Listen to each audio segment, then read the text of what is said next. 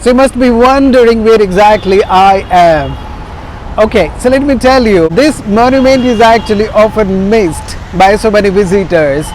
And I came here today. In fact, I have passed by many times by this road. For the first time, I'm going to make a vlog of this beautiful monumental structure. So let's go ahead. This beautiful monument, it is called Safdarjung makbara, and it has only one entrance, which is more than enough, I think, to enter. After buying ticket from that counter, which I'm going to show you, that is the counter. Actually, you need to buy ticket, and the ticket price would be 25 rupees per person, and a foreigner it may differ. As you can see, this beautiful, amazing tomb, it's mesmerizing. Wow, beautiful. I'm regretting, why did I miss this? Fortunately, I came here. First, I need to cover it fully. So let me rotate my camera and show you. How does it look? Beautiful. Let me try to cover it fully. So once you enter the Safdarjung tomb, you see the fountain. As you can see in the background, this is Safdarjung tomb. It's located in Delhi's Jorbagh area. This is one of the grandest monuments of the city, which is not crowded or overly populated. As you can see, only few people are coming. Being Sunday, it's a holiday, and then there are few people, few couples, you can say that they are taking pictures. Okay, let's go ahead as I'm walking towards this beautiful complex, and in the meantime I want to let you know a little bit about this place. A large number of travelers coming from all across the world ensure to make their ways to the famous monuments like Jama Masjid, Humayun tomb, and the Red Fort, but this is the one which is often missed. Perhaps it saves itself for those who take extra few steps to come here and see the beautiful monument, which I'm going to show you in the background. So it's surrounded by these square gardens. You can see the running fountain. When it comes to the historic importance, it has had unquestionably an essential role in the shaping the history of the city. Being an architectural marvel, it reflects the splendor of Mughal era. It is made of sandstone and the marble. It was built in the late 18th century, and it reflects the influence and the culture of that era. Okay, as you can see, this is the gate we will enter. Okay, the structure or premises of the makbara. It is actually a burial chamber of Safdarjung, a political leader who was the prime minister or Wazirul Hindustan, you can say, for the Indian subcontinent during the rule of Ahmad Shah Bahadur. It was built by his son, and it stays the last garden tomb of the Mughal era and reflects the architecture of the Mughal era. So let's enter this beautiful tomb, and the rest of the history I'm going to tell you once I enter. But first I want to enjoy the beauty of this beautiful structure. In fact, those architecture, they were just like amazing. With minimum tools, they have built amazing structures. But the only problem I can see that this is not completely red stone. It's actually little bit yellowish. Okay, so there are some patches. So it also reflects that when they built this, the last garden tomb, the Mughal Empire was actually deteriorating financially. These stones actually passed. So this also reflects the socio-economic conditions of the Mughal era. Okay, let's enter this beautiful premises, then we will get to know more and more. So here my voice is actually vibrating. So as I am taking some steps up to the makbara, amazing, beautiful. Finally, I have entered the premises of this beautiful grand monument. I wish I had a drone to capture the whole area. As you can see, from every angle you look at around, you look at the garden, they are actually in equal proportion. That's why in Hindi, I mean, some people call it like it's a Char Bagh garden, because from every direction it has equal symmetrical space with its well maintained lawns, gardens, fountains, and an aesthetic structure. It is loved by many people of all age group, and some people come here equipped with a camera to capture the place of lines, light, which actually happens in the evening time. So because unfortunately it is closed at 5 p.m, so you cannot see what is happening at the night here. It is illuminated, and from outside you can see that it looks really awesome. Let's go ahead and let's see the marble of this beautiful town. Wow, the moment we have been waiting for finally has come. This is the tomb we came to visit. This is the tomb of the Safdarjung, a political leader. Okay, so you can see that people are getting photographed.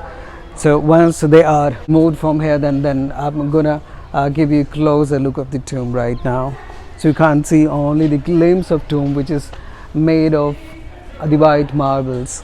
As you can see, the tomb has some incredible details on the walls of the tomb, and a carved ceiling which is inscribed by complicated Arabic saying, as you can see on the front. Let me show you. In the white marble you can see something written in Arabic or Farsi. Their meaning is actually complicated and the beautifully simple at the same time. I'm going to show you the surrounding. So some portions of the tomb are made of the white marble, and the rest of the portion, you can see the walls and the ceiling is constructed by the yellowish stone. It's not a proper red actually.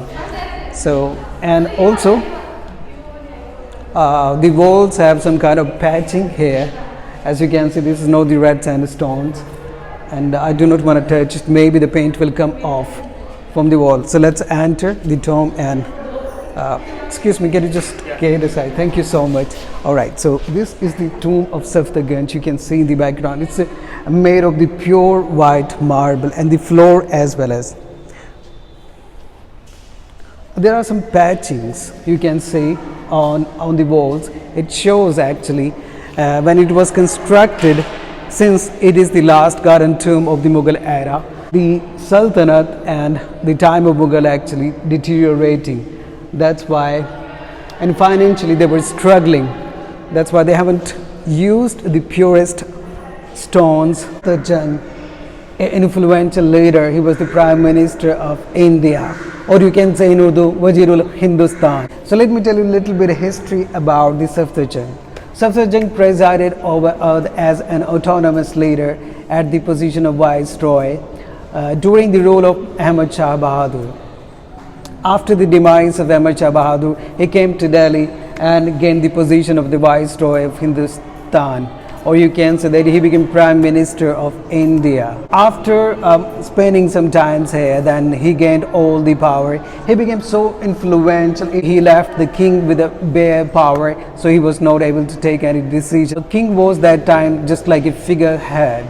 His power became overbearing, and he was taking all the decisions, so the people got sick of him. In 1753, the Maratha were called to drive Safdarjung out of the city, and he was defeated by Marathas, and he had to leave the city. After 3 years, he died. Then his son requested the Mughal emperor to build the tomb for his father, and many people say that he was a political leader, prime minister. Though a lot of Mughal emperor has been ignored, they were not given the opportunity to build their tomb. And Safdarjung was so high in status, so even being a prime minister, though he was not the emperor, even then they constructed the tomb for him. And you can see that, and still his existence is still appreciated and recognized by the people, as there are so many things. In fact, the Safdarjung metro station and the hospital and the areas are on his name. You can see the person sleeping here for almost 200 years. Still we are remembering his name. Though we have forgotten so many emperor in the Mughal history, but we remember Safdarjung because of this monument because of his influence on the people. It's controversial. I don't know what kind of person he was, because in his leadership when he took control of the old power, the Mughal empire was declining and deteriorating in its influence, and so they only dominated, or they ruled only the northern part of India. And during his power gain, he could not do reform, he could not stop the fall of the Mughal empire. So I'm going to leave it on you, how will you judge the Safdarjung, but yeah, nobody can deny his importance and his a bigger stature in the history of the Mughal era. We will exit by this gate, and there are open gates, actually gates under gates. Okay, so no matter from which direction you go out, you will always see the same thing, because as you can see that fountain is not actually working. There is no step to get down. Either you have to jump or you have to like slide down.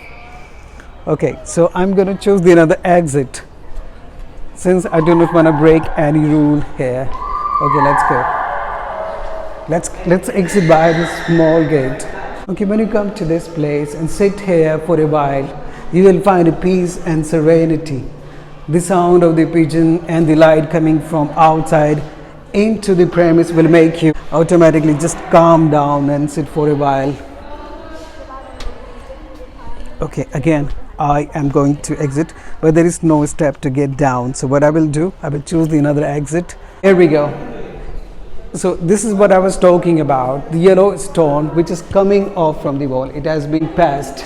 It's been almost, you can say, like more than 200 years, and compared to the other Mughal structures, it's deteriorating very fastly, because the material which was used in constructing these beautiful structures was actually a low quality. That time, as you know, that the Mughal empire was declining. I don't know this intrigue. I just want to have a closer look. Maybe I can see what is inside. So it could be a kind of mystery, because I don't know what we have inside, because this gate is not open. So there are few like mysterious things here which we are not supposed to enter. So those were actually, I was considering gates. Those are windows, in fact. So this is actually the gate where I need to get down. Finally, there is a step. Corners of these structures. And why I'm showing this to you, because when you compare this place to the like Taj Mahal has 4 minarets on each corner. But this place is actually an empty place, you know. So I was wondering, maybe because of they wanted to build the minarets on the all 4 corners of tomb, but they could not do it because they had less budget. Oh, so this is what I am assuming, but there is no surety, because I don't know. I do not see any reason why did they leave this place empty. Maybe they made some modification in the designs so that it will not be looking like Taj Mahal. They have built minarets connecting with the Safdarjung tomb, as you can see. Though it's beautiful, there is no doubt at all that they have done a good work in terms of constructing, because all the minarets, they have more designs than comparing to other structures built during the Mughal era. And this is the last room. Next time I'm going to show you another hidden gem in the city. Till then, take care, bye bye, and please do like and subscribe so that I can gain some followers and I can keep continuing my passion, and I'm going to bring more information, more videos to you. Thank you so much. Have a nice day, guys.